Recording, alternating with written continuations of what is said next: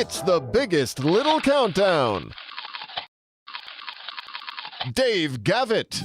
He was a basketball savant, just a genius. And Gavitt was a visionary, and he saw something that no one else saw, and also had the ability, because he had been an ex-coach, to be able to convince other coaches it was in their best interest. He had a goal and he knew the concept was great, but to execute that goal was not easy, to get all those people with disparate points of view of academia, sports, etc., and for a common goal of forming a league that could take advantage of that untapped sports market. We kind of take the Big East for granted in a lot of ways. It changed college basketball. He got frustrated with recruiting kids, whether in New York or the major Boston or the metropolitan areas, and they were all going out to the Big Ten, the Pac-10, the ACC.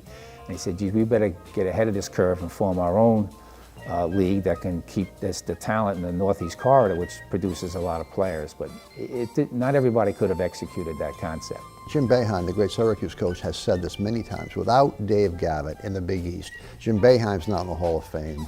Jim Calhoun's not in the Hall of Fame. Rick Pitino might not be in the Hall of Fame. And he created a landscape that changed the entire sport. The ironic thing is Dave Gavitt made the 1973 Final Four Friars team, and that team, in some respects, made him. In 1973, he guided Providence College to the Final Four.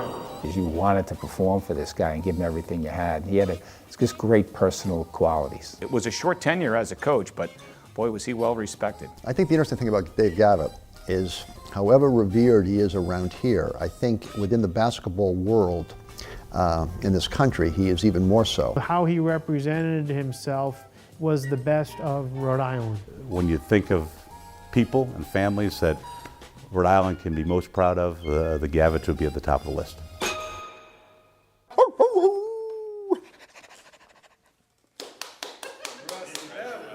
Hold your applause.